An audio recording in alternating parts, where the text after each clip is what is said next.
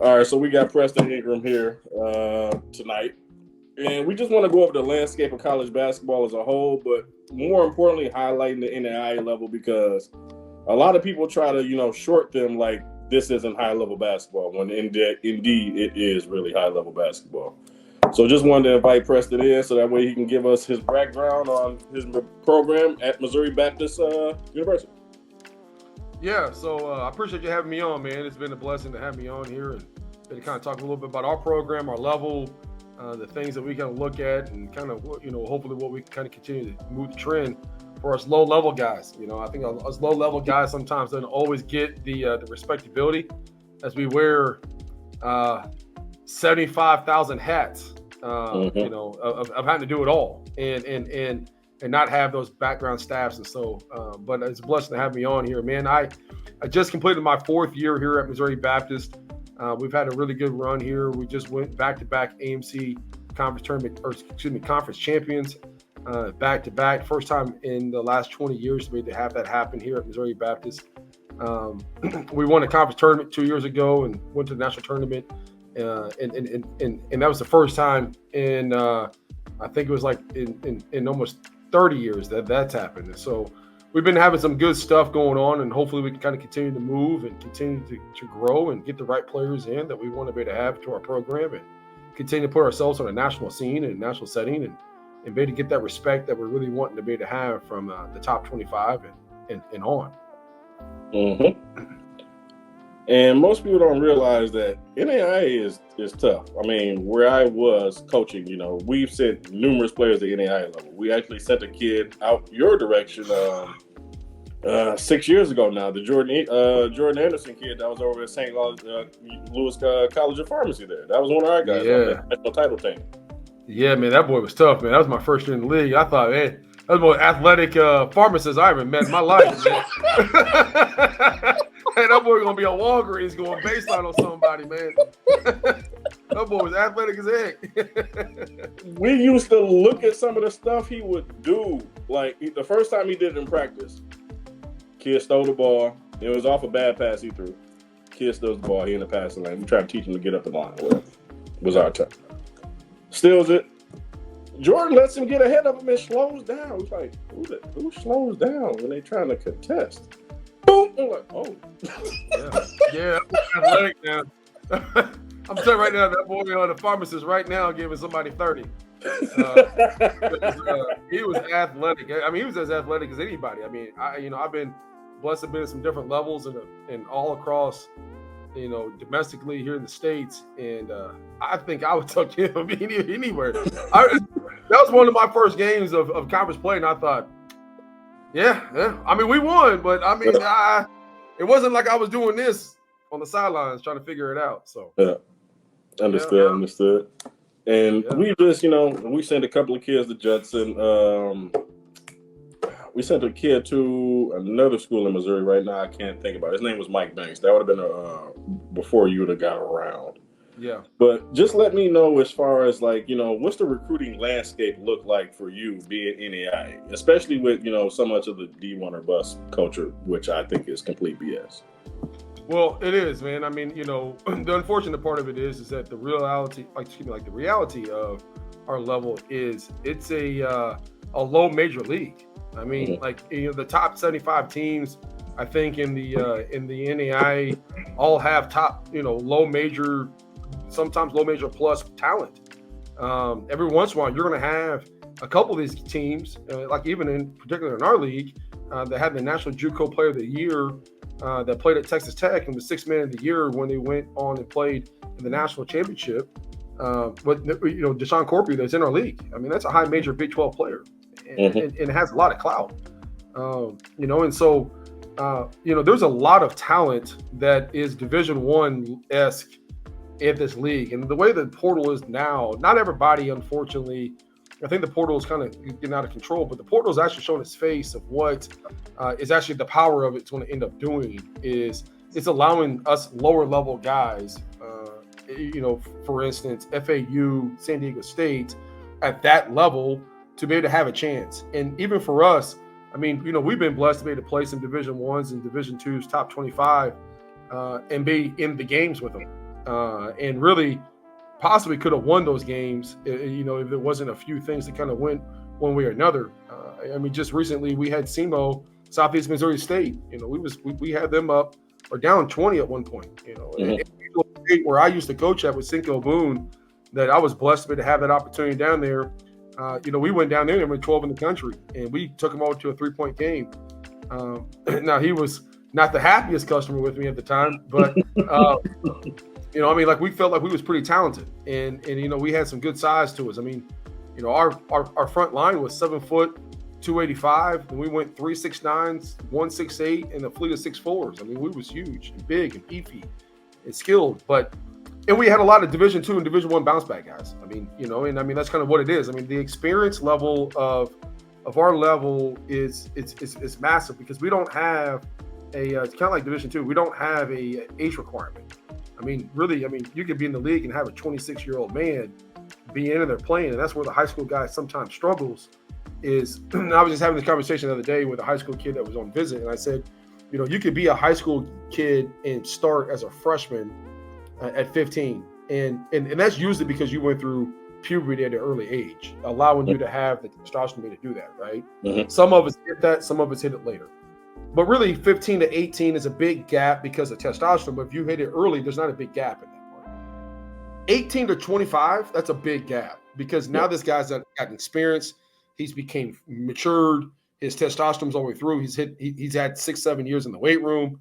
Like he's been bigger, faster, stronger, and he's been around the block. So his IQ levels are a little bit different. And so for us, that's kind of what we're looking for, is that we're looking for a guy that's going to be an immediate impact for our program to continue to put us into positions to hopefully make a Elite 8 run, a Sweet 16 run, a Final Four run, and put us in those spots. We don't play an easy schedule, and the teams that we play last year, I think we played 8 teams in the top 25 and 9 teams in the national tournament. That's tough when you're doing that. So our landscape is very diverse, and when we're really kind of recruiting, it's a needle in a haystack. It's because it's not like the Division Ones. They get kind of told where everybody's at. Like you've already kind of got it broken down. You know what I mean? Like this guy's a high major, this guy's a mid major, this guy's a low major, this guy's a possible. Well, I'm trying to figure out which guys we're going to pass, which guys have not been seen yet, which guys is playing on a mom and pop team, what guy from the EYBL might go, but then get passed on because he's went too high, and now he's a bounce back guy. So I'm trying to create a future recruiting relationship with this kid. Then I'm going through the portal and trying to shift through which ones are, you know, now the new rule in this 4-2-4 transfer, the 4-4-4 transfer rule of not getting the ability to be able to cast a waiver to go back. So you're really recruiting the whole country and abroad and trying to find it with limited resources. And so it makes our job hard, but it's kind of it's intriguing because you got to learn a new trait that you might not learn at a different level. You know, you got to learn a lot at our level. So, yeah, and the same thing can be said about JUCO. So I totally can understand that. Like, absolutely. You know, you just have so many different things to do that are just tasked upon you that you already know that if you don't complete said task, it's like, okay, that was a step in the wrong direction. Or realistically, it's 3 steps in the wrong direction because you still got to make up the task. It still needs to be handled. You're still going to need this kind of personnel. You're still going to need this assistant coach. You're still going to need to be able to recruit the entire country. And like you just said, the world. I can't tell kids in high school, even though I do AAU, I was like, hey, I just got an email today. Oh, where's the kid from, coach? Australia? Huh? I was like, yeah, you're playing a global game. I've been telling you guys this since you were freshmen. It's a global game now. They're finding my email. How? I have no clue. But they got it. So they reaching out to me. And some of these dudes can play. Like, here's a 6'9" point guard over here. Wait a minute, well, what? Like, just because you have them here doesn't mean they're not in other places. And everybody's trying to play this game, and a lot of places that people are trying to get to is over here. So they want to play in tournaments. They want to do all that kind of stuff. And that stuff is here as far as their exposure. Now, the rest of the world has those things as well, but at the same time, they want to come here. They're contacting us, or me, per se, in that situation. But like you just started to get into, Coach, about recruiting the world, How often do you get those kind of messages from, a kid in Italy or something like that? All the time, and really kind of helps me a little bit because before I came to Missouri Baptist, I was a recruiter and sales rep for IMG Academy. Okay. And part of my job was to recruit domestically and internationally for multiple sports, but it allowed me to be able to gain some contacts that I did not necessarily always have internationally. I've got a few.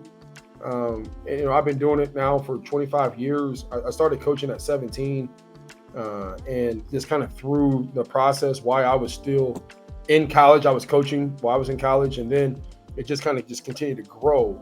And I was an old AAU guy. I was one of the guys that helped really in the very beginning of MoCan, from 2003 to about 2013. I was a MoCan guy. And so we had international kids there, and the prep school thing got going, and, and then, the placement of all that stuff. And so for me, I get a lot of those emails, but then I actually get a lot of phone calls from people that I really have that I can go to. It's like, hey, you can tell me the legitimacy of this kid. Is he a phony, or is it really a player that can really produce for me? Because it's such a different deal. It's and it's a different game. The spacing and the fundamentals are a little bit different than it is at the collegiate level in the States. Yeah. And it's really based off of the level. I mean, like it really is. I talk about this also too. Like in junior college, there might be more 15 to 20, 24% in transitions. And the space is a little bit more open. In the NAI level, you're really kind of 6 inches outside the paint, that it's really, really confined and it's really constricted. And the paint is really, really tight. You move up a level, it's 6 inches out. You move up to Division I, it's 6 inches inside the 3-point line, and the NBA is 6 inches outside the 3-point line. And so, like, based off of what it is kind of what we're going to look for in our stuff. And then we're going to fine tune what we do within that. Yeah. But it makes it hard in the recruiting from, if you're taking a kid from Washington or you're taking a kid from Florida, two polar opposite type of playing styles, but you got to be understanding of what both of them are going to be like. A lot of your Division I's will recruit regionally within where they're at. And very similarly, do they get over to, if I'm a West Coast guy, I got to get to East, or vice versa. It might be a guy because he's a portal guy. And I've already seen that guy, at our level. I mean, like we have a big program. So, I mean, we represent almost 32 states in about 15 countries. And so, I mean, like we are so diversified in what we do. Gotcha. In so many different ways, and allows me to kind of continue those contacts as well. Yeah.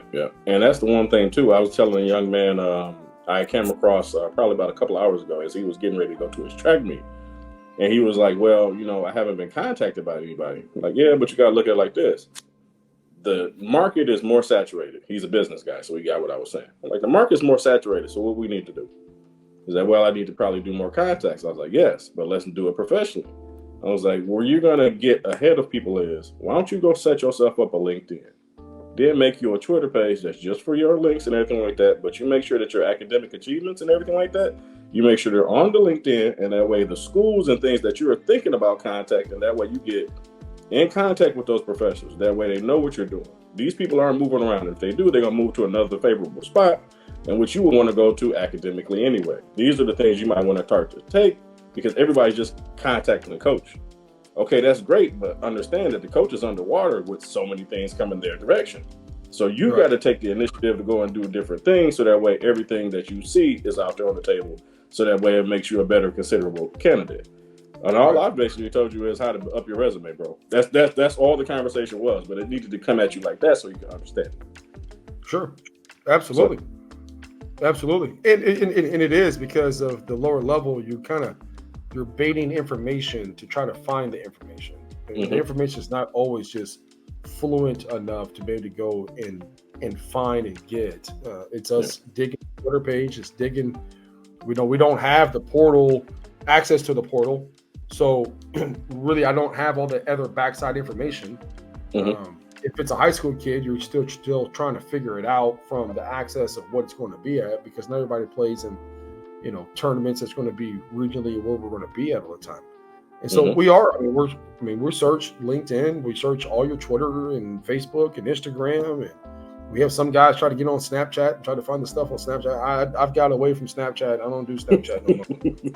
I'm too old for Snapchat. I'm too old for Snapchat.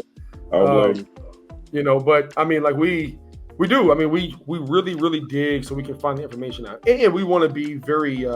We're very cautious and picky about it. Obviously, being a Missouri Baptist, a Christian university, we represent ourselves in a certain dynamic way, and we want people not just to fit just our playing style and our culture of what we do, but also got to be able to fit our surroundings of a university and the core values of the representatives. I tell guys all the time, I'll deal with dudes.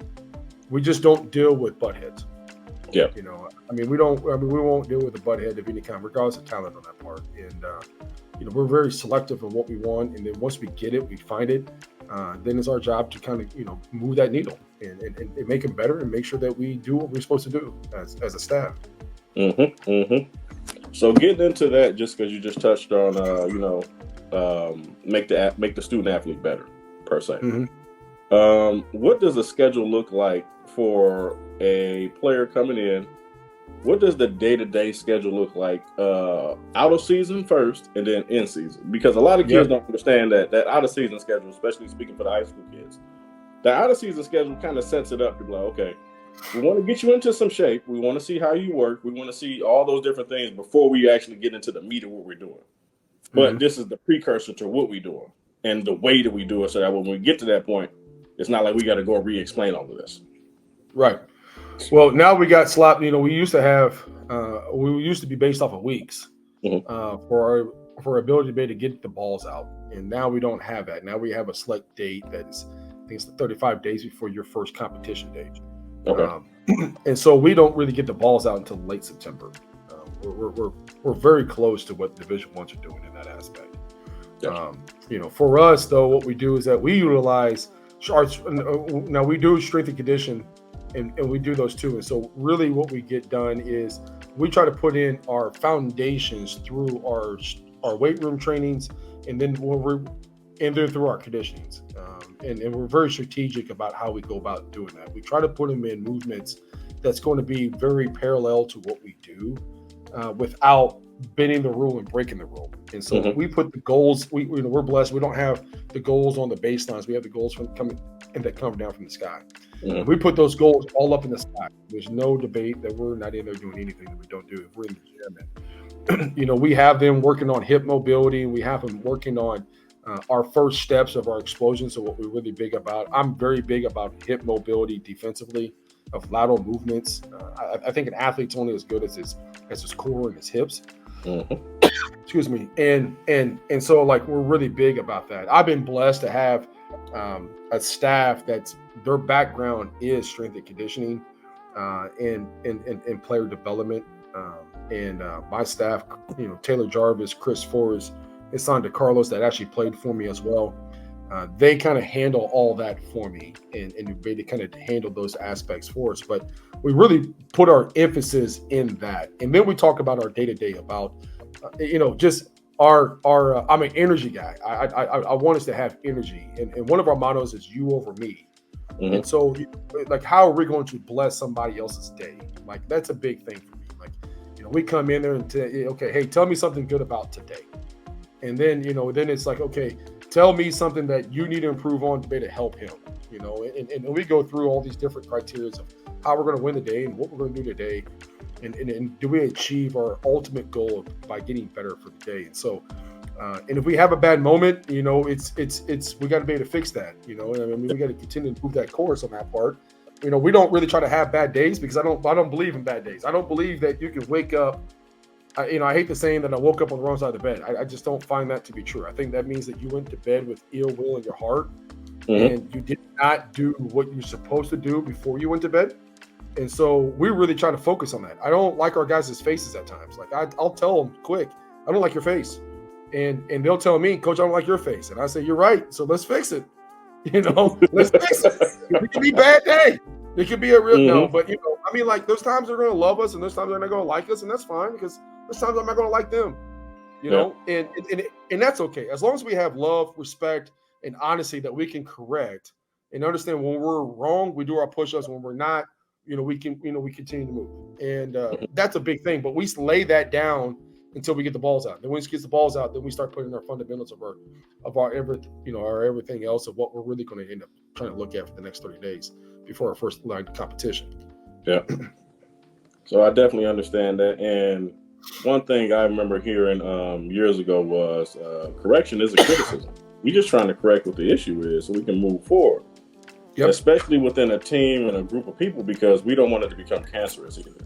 Because he can get away with it. Well, he can get away with it. No. Right. All that's going to do is just going to cause a trickle-down effect that we're going to have to somewhat fix in the future. Let's just fix it today. So like you said, like, just fix it today. And then I got an AAU reference too. We got a coach in our program.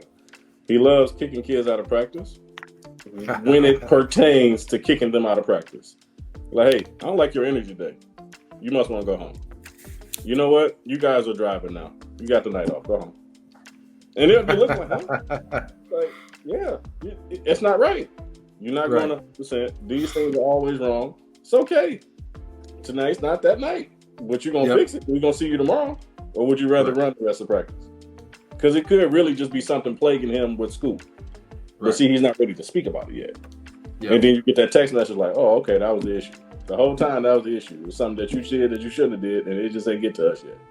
Right. All right. So, definitely understand that. So let me know about the league. Let me know about the name of the league that you guys are in, just so people can hear it coming from you. Yeah. Who won the league? Obviously, you guys. Well, we tied with Columbia. I mean, I got to give Columbia, a plug in here. We tied this year. Last year we won it outright. Last year we won 16-1 in the league. We only lost one game in conference. We won the conference tournament. Last year we really went 19-1. I think it was 18-1 in conference games. The year before, this last year, we tied. We was co-champions with Columbia. Columbia actually ended up winning the conference tournament, went on to represent us in the national tournament. And so, I mean, like they have a really good program over there. And Thomas Brock is done a tremendous job over there. But, speaking on behalf of the conference, though, just kind of get back to that a little bit. It's the American Midwest, the AMC. We're not a very big league. The unfortunate part, we've had a couple of schools kind of drop off, and we're kind of working on that, trying to grow that a little bit. But we're represented by several of us, in most recent years since I've been here, Columbia College, us, Central Baptist College down in Conway, Arkansas, just basically North Little Rock, and Harris Stowe, back when Dunlop was there, when Coach Dunlop's there. Now he's at Clafton, I believe is where he's at. Yeah. We all represented ourselves, won the conference tournament, and went on to the national tournament and made a represent in there outside of the COVID year. The league is very, very dynamic. I mean, there's a lot of good coaches in our league that I think that don't get the credit. Sometimes there's a couple schools in our league. You're talking about your boy that you sent over to pharmacy. I mean, you're talking about, Danny Brown was a big time player back in the day. When he was at SLU. I mean, big time player. But, the resources over there is a very difficult job. It's got to be one of the most difficult jobs in the country. I think that Coach Brown runs some of the best offensive stuff there is in the country. I mean, his offensive sets and continuities about what he does is great. Hannibal, Jason Durst. I mean, again, he's been, his resources not great, and it's unfortunate sometimes. And I think that gets, it kind of hurts our league at times. I think that it is, and it shouldn't be, because not everybody's blessed the exact same. That's the unfortunate, but it's the reality of what it is, though. But our league is very, very good and dynamic. Like I said, Columbia College, Central Baptist, ourselves, Williams Baptist.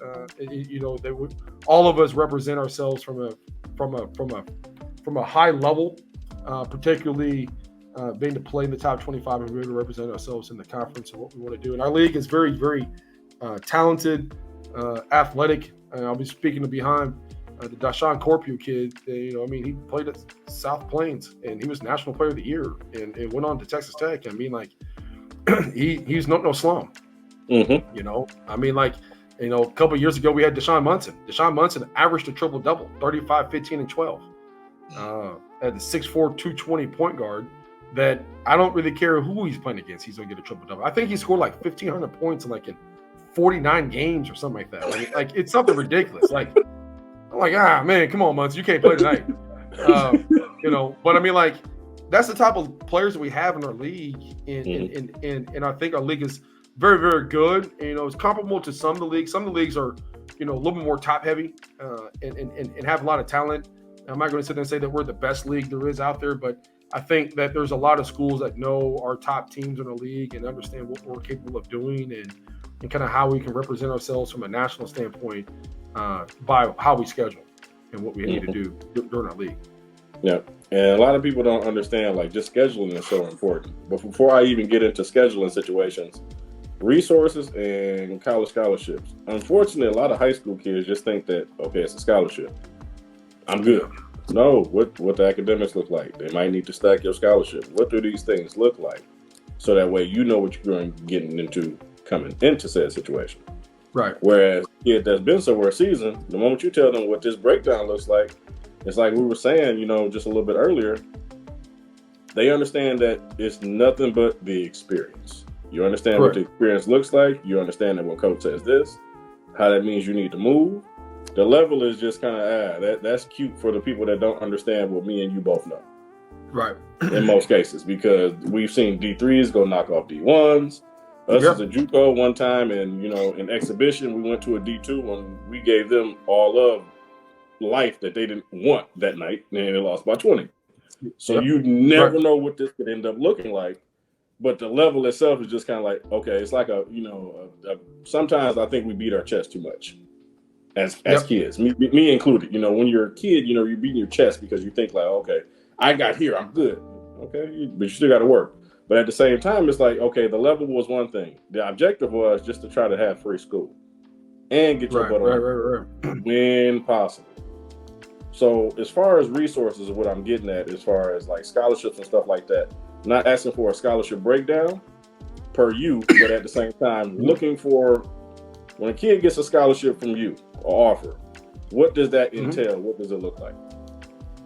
Yeah, so really, I mean, you know, our university has been very, you know, we're an athletic school. Really, I mean, we're about 85-90% student athletes here. Our women's volleyball teams won back-to-back national championships. To be honest with you, I think they're the first ever school to win 2 national championships in the same calendar year because of COVID. Our men's volleyball team, back-to-back national championships in the past. Track and fields as well. Our baseball team, softball teams, all top 25. Our women's basketball went to the national tournament. And so, I mean, we've got great resources here. You know, we're essentially located in St. Louis. We're in the county. We're about 15 minutes from the airport, about 20 minutes from downtown. You know, we have a beautiful, beautiful campus that's very quaint, but it's you know, the surrounding areas of where we're at is it's spectacular. We have a brand new gym that's beautiful, very bright, and it has a lot of access to it. So we have the resources we're able to kind of get in that part. We're able to we're able to scholarship full rides to our players. You know, it's really kind of based off of productions of what they're able to do, whether they're incoming freshmen. You know, I mean, can we stack? No, we cannot stack. We can't stack academic and athletic because of the way the university is set up. With us being a huge athletic department, we're not able to stack academic and athletic together. If we did, the big wigs would lose their money, and the university wouldn't be able to stay afloat. And so we're not going to do that, you know. Gotcha. And so what we give is really, what we try to do is that we do look at it from the aspect and say, okay, hey, we want to represent still the student athlete. And I tell our players all the time, my job is not to make you go pro. That's not my job. I think there's too many times that we talk about that. Like, I don't know if John Calipari's ever made a pro. Mom and dad and God made that kid. For sure. You know, we write scholarships, not contracts. So I tell a guy all the time, looking to go pro, well, that ain't got nothing to do with me. What I look to do is that I give you an opportunity to provide you an opportunity to, whatever you do with that opportunity is going to be based off of it. If you continue to work and you progress and you produce, then we can increase your scholarship based off of what your production levels are going to be at. But we have the resources to be able to full ride kids here for housing and for tuition, but we're very selective of how we go about that, just because we're only allowed 8 scholarships per. And so we take your academic and what your GPA is, and that's where it kind of comes into play, because we get tuition, or I should say scholarship waivers for GPA purposes. If you're at a certain GPA, ACT, it allows us to be able to count your scholarship for either 50% or for a full a waiver based off of what you are GPA wise. So that comes into big play for us. Not to say that we give the GPA out there, or excuse me, the academic money out there, but I still take that into consent, because that's going to help. For our development players, what we do is that I still look at what they get academically, and I would say, okay, hey, this is what you would get academically, this is what I get athletically, and I try to combine those two to maximize your dollar amount. I'm a finance guy by day and night. That's my background, is finances. So I always try to make sure that we do what was best for the kid. But we're very honest. I'm an upfront guy. I'm an old school cat, and I'm a 100 guy. I'm not a 92+8 guy. And so I tell them, this is the reason why I never promise anything, because I don't like breaking promises. I think there's too many times coaches or just people in general will sell a promise that they can't uplift, and that's what's causing a problem. Is that we don't have value. We don't do that. And so for us at Missouri Baptist, we want to value. We want to value your value, whatever that's going to be. And I want to make sure that I pay your dividend for that, but also to represent to where we can actually put ourselves in the market to be able to continue to play at a high level. Yep. So I want to change pace for a little bit, and we will come back to it. What I want to do is I want to ask you, what's your best athletic story? It could be you personally, could be a kid, could be not growing up, anything. I want to get into that. All right, so I told a story last year. I don't know if you know Brian Burton. No, I don't know Brian. Yeah, Brian's a good friend, and he asked me this question. And so I was blessed to be a 2-sport athlete. Okay, I ran college track and field at a high level, and then I also played college basketball. And so playing high school basketball in Missouri, I was a track athlete too, but I never ran indoor track. Like, I never knew what that was about, right? And so my first year at Neosho County Community College in Chinook, Kansas, in the Jayhawk Conference, I ran track and field over there. My first track meet was at K-State, okay? And this is 1999, and I'm in all spandex. I mean, like, all straight spandex. Back in the day, man, we, as OGs, we didn't do all this tight stuff like they do now, And so I'm in a speed suit, all spandex. I've never ran indoor. Well, indoor, you got the levees on the side that are elevated on the side. Yeah. So the banks are elevated up. Well, outdoor, you're always taught to hug, lean, and try to get the gravitational pull off there. And I was really good about that. Well, indoor, you hug, you lean, but you have to lean opposite which way you go. So if you're pulling to the left, you need to lean up to your right so you don't fall. Well, I didn't know this. So I'm a 200 and a 400 guy. That's what I was. So my first race, running the 2, I shotgun out. Boom, I'm out. Bow. I'm in lane 5. It's a 5-lane track over at K-State. And I hit that first turn, and I lean, and I fall. Coach, I take out lane 4. I take out lane 3. I take out lane 2. The only guy that did not fall was a boy from Arkansas that kept on running, and he finished the race. I took my speed suit off so they're gonna quit. Now I'm 18 years old in a speed suit, and I just took out everybody, and everybody's talking about it. Oh my God, what in the world? So the next race I was at Mizzou, I think it was, and we ran an unattached event over at Mizzou, and the guy that I did not take out, he said, "Hey man," he was a senior. He was like, "Hey man, let's try not take nobody out this time." So that was the most embarrassing moment, man. I mean, like it was. I still laugh about that to this day, and that's been 20 plus years ago. But it was one of those most memorable times, but it's also one of those most embarrassing times. But the other most memorable time is when I was at Evangel University. We was blessed enough to be the #1 team in the country. We went 35-1 that year, won the national championship. Won the national championship game over Robert Morris at Chicago, and won by 24. I think it was the largest victory of margin ever in the history up until just here recently. And so, we was blessed to be the school's first ever national championship. And so that's something I'll never take for granted on that part. But the most embarrassing time is when I fell my first ever track meet. And so I jumped the gun in the 400, man. I was embarrassed, man. I just said, I can't do it today. I got to come back tomorrow. So. We all got one. We all got one story. It's like, but yeah, it built us up to where we are right now. No doubt about it. I mean, I went on and had a great track and field career during my time, but that one there, man, there's some guys still to this day that will still, if I see them, I try to avoid them, man. I'm like, yeah, man, that was me, man.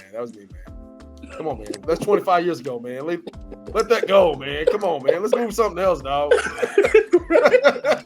Oh, man. Let's tell a different story now, so. Got you. So, all right. So I wanted to ask you this one, just specifically. Scholarship offers versus interest. I think a lot of kids get confused about that.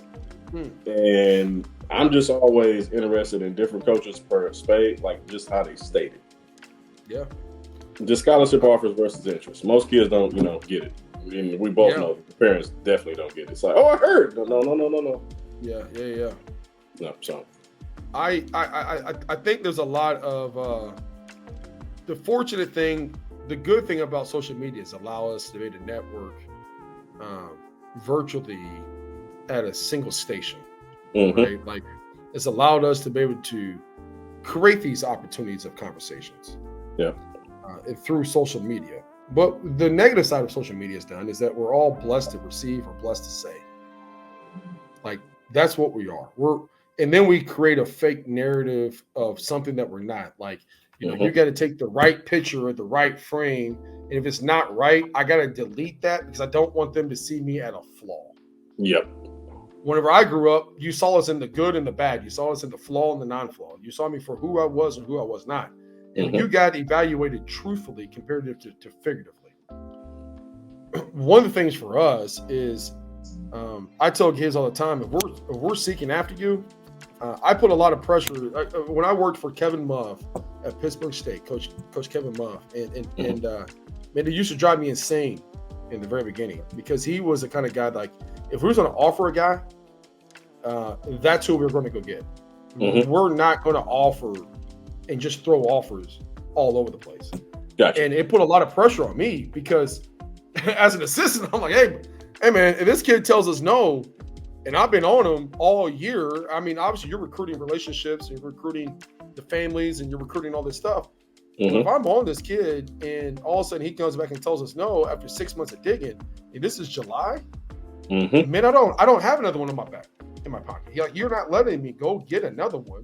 I can keep him lukewarm. Like I'm gonna have to start back over. So what we do is that we intentionally say that when we're recruiting a kid and we're on you heavy, you are the one. Like there is not another one. If I give you an offer, I'm not giving offers across the table. Now, sometimes on our Twitter, it looks like it is because again, we have a big program. I mean, but even our development guys, I tell our development guys, look, if you come here, you visit, I have two things I'm gonna guarantee you. I'm going to guarantee you that if you decide that this is what you want to do, then we'll talk about the offer. I'm not going to give an offer out first. If some of these kids, they'll say, okay, so when am I going to get the offer? I'm not into that game just to get your Twitter game up. Right. That's not what I'm looking at for, I'm going to offer you because I have value in you. I'm not going to offer you just because of we're going to just put it out there in promotions. I don't know if I like that necessarily. The second thing I'm going to guarantee is that if you decide to come to Missouri Baptist and you're not, if it's not the right spot for you, because at the end of the day, you're not going to know you made the right decision until you make the decision. And that's for all of us, right? Like that's anywhere that we go. If you take a job, if you're working for somebody, you're working for a Fortune 500, you don't know it's the right way until you get there.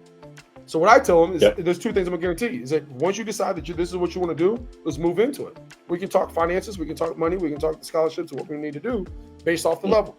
Second thing I'm going to guarantee is that if it's not right, I'm going to help you find what's right. I'm going to help you find what's right. I'm not one of these guys, I'm going to just say, okay, hey man, you're done. And I move you on. and like, hey, I'm not going to bring you back and then move on and that's part. That's not my deal. That's not my MO.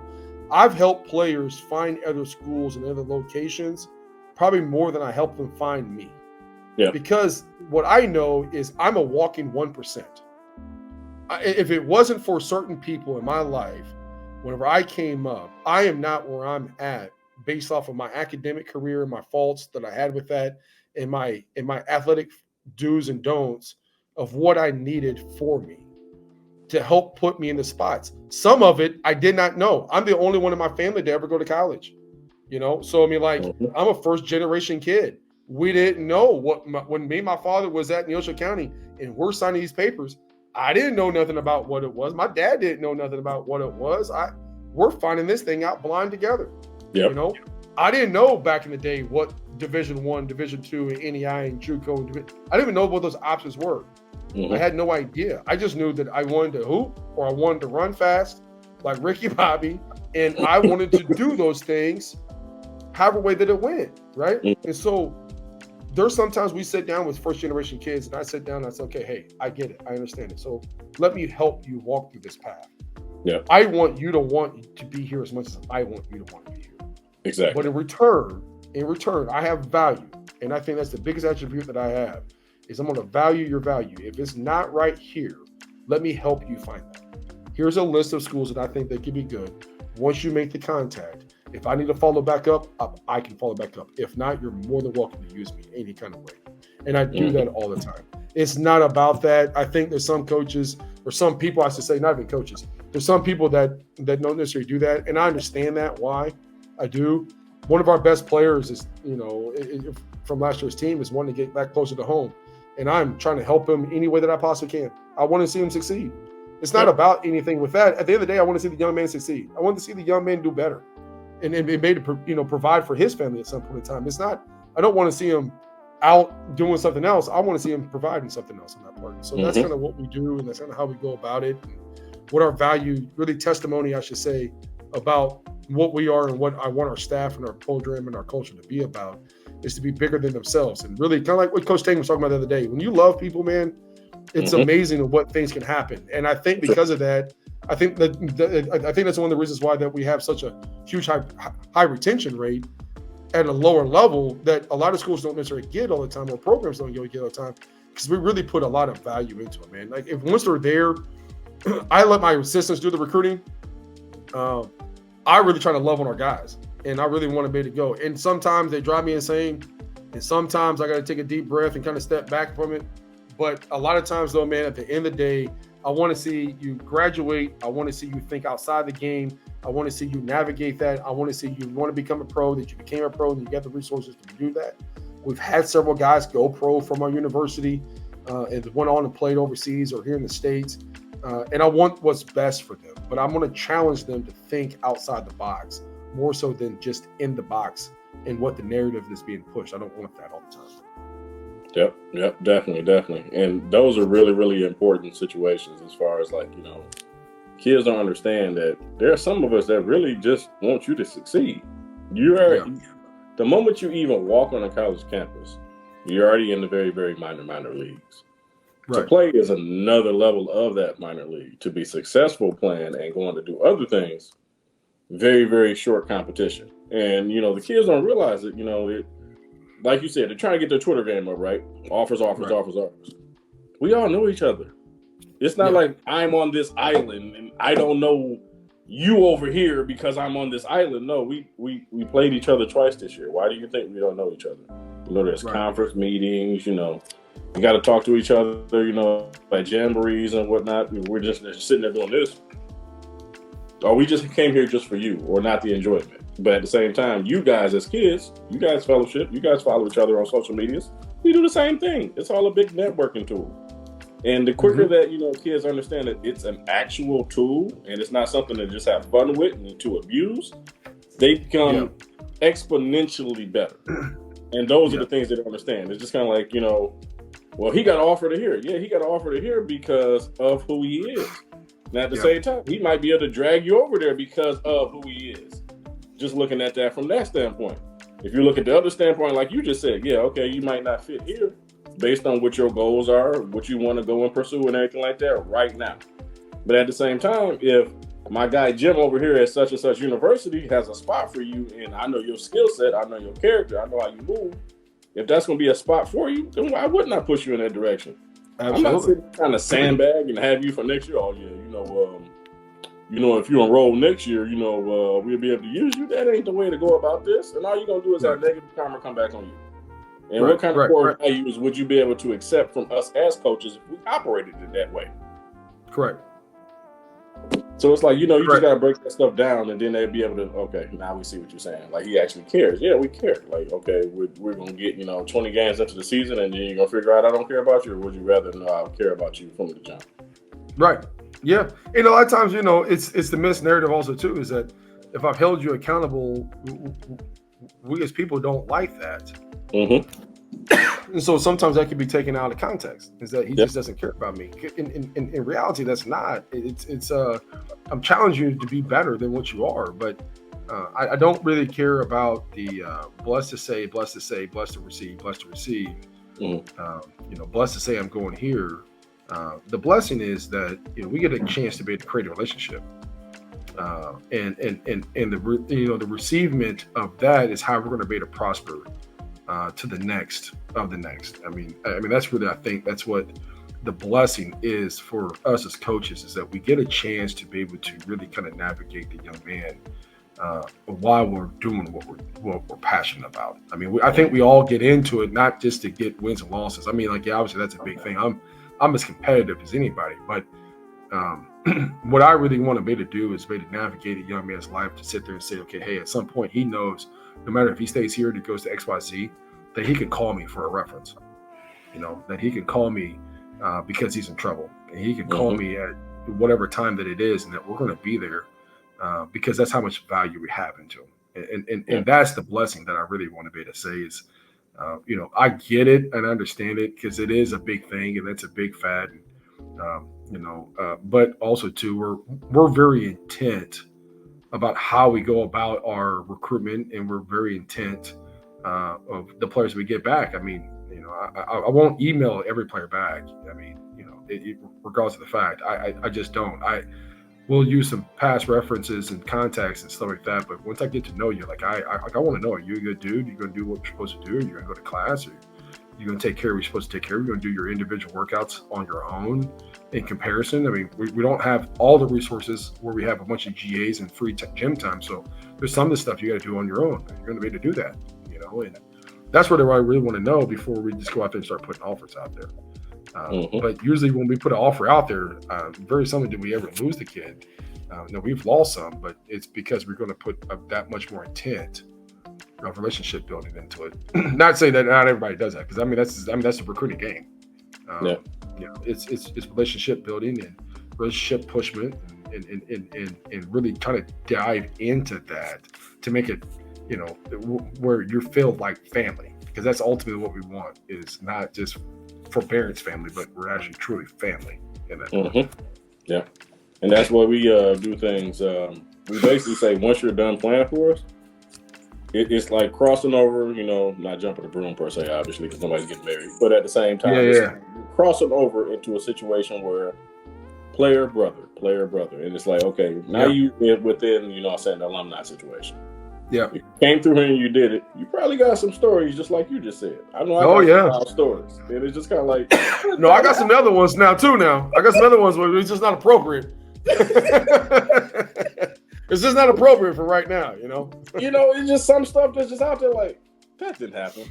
Okay, look, go Google this at this point in time and tell me what you find. Just don't Google me all the way. I just don't do that. Because that really happened. Yeah. Trust us, it happened. Like, you just had to be there. Or it's just so many great stories of kids coming through situations and just not knowing, and then they get there and it's like, okay, we didn't know this was going to be this tough, but we had a lot more fun than high school. Yeah, because it's so different. Mm-hmm. I mean, it really is. It's so different. The grind of it, the hustle of it is so different. I mean, there's some of it that's what makes or breaks, the levels. I say if the two of us are going for an interview job and we're both qualified for it, we're both not going to get it. Yep. You know, I mean, there's going to be whoever that the hiring manager or committee is looking for to be able to get it. I mean, I've been blessed to be up for some jobs, and I've interviewed, and I thought, man, I was prepared. I was understanding. I answered those questions right, and I was on it. And they didn't go with me. It wasn't because I wasn't incapable. It was just I wasn't the fit of what they were looking for. Mm-hmm. And that's okay. I mean, that's just. I mean, it is. It's frustrating at times. You know, I was having a conversation with a player the other day. He's getting frustrated because he was just fresh out of college, and he's like he's getting frustrated because he can't get a job. Mm-hmm. But he's in photography, and that's a tough market because you're freelance. Yep. Up until, but he's international, and you know, obviously he has to have something free, or I'm assuming set in stone full time, so that he can stay here. And he's getting nervous, and I told him, I said, well, let's look at this avenue, that avenue, this avenue. And he played for me 3 years ago, but I mean, still this day, still yet though. I mean, like I help him through and through, and always will. Even if he goes back home across the waters back to Finland, is you know, I mean, that's what it's about. I mean, at the end of the day, I mean, that's really what it kind of comes down to. But it is, man, it's relationships in that part in so many different ways. Yeah, and what's also wild is too, and sometimes this is just us, you know, having to, you know, I guess pull ourselves down a notch too, humble wise. Mm-hmm. The young man got done playing for you, right? But now he's in a different competition market. Yep. And sometimes we have to remind ourselves that now we're in a different competition market, regardless of what we want to do, how great we are at it, whatever skill sets we have and whatever relationships that we have. It's still a competitive market. So with dealing with that competitive market, him, you know, basically being his own businessman, he just got to figure that part out. And figuring that part out, sometimes it can be a long, grueling process. Because literally, my example would be, I started this a year ago. I did not know what I was doing. I thought I did, but I did not. But long story short, what I came across is, like, I know how to talk about sports. That's not the issue. It's all of the other things you have to learn that go into what you should put on the internet, what the title should be, what the pictures look like. So for that young man, it just takes time. And what I learned years upon years ago is I'll journal some stuff. Like, you can go find notebooks upon notebooks. You think I was a rapper. But you can find some old stuff. I'm writing stuff down because I know I might need it someday. And 4-bar Friday, man. Phones, you know, I can put it in the phone. Like, my girl will look at my phone and she'll see like 1,300 pages of notes. I was like, yes, they ran this play. I really liked it. I wrote the play down. Like, I'm going to write it down. So that way, because when I first started coaching, one of the mentors of the guy I was working for, he literally told me, it's like, hey, you know, 50 some odd years ago when I started coaching, I wish I'd wrote this stuff down. And I'm sitting there looking at him like, all right, you know what? I'm not going to make that mistake. I have a notebook. And I started writing from right that moment. I was like, I'm this said. Because I get it. Because I think there's a lot of times, even whether it's like a family history, whether it's, you know what I'm saying, friends, you're trying to remember things or whatever. It's like, dang, we doing all this, like, you know, trying to remember jar. Had we just had, you know what I'm saying, something written somewhere or somebody remembers where it is, it makes for a different situation. And and those are just knowledgeable points within life that you want to be able to chronologically, you know, keep in order. Like, hey, we were doing this at the beginning of the season. Okay, that really worked. You know what? We tried this at the beginning of the season. Guys really wasn't feeling that. But at the same time, it did work. So let's bridge the gap between the two so we can make a better situation for everybody. No doubt. Yeah. So well, you know, it's like the old, you know, like what Steve Kerr did, man. Steve Kerr, when he was an analyst for TNT, I think that's who he was with, and he said that he always kept a book of really good ATOs he always saw that team ran. Sometimes it gives you an idea of something of another idea. But he had a book of, I don't know, 700 pages, I guess it was, of ATOs and special situations and up 3, down 6, up 6 type of scenarios, you know.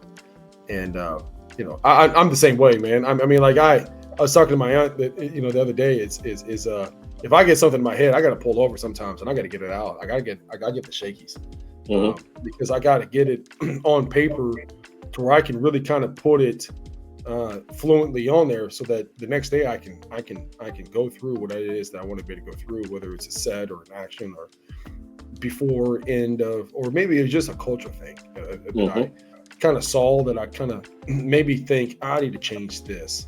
That had nothing to do with what I saw, but it just sparked me up. And so I write it down. But I think we all do that at some point. I think that all the good ones kind of will write down the things that they are looking at, the good and the bad, of where you need to make the changes at, so that you can continue to evolve. I mean, at the end of the day, the process of life is about involvement, and you want to evolve.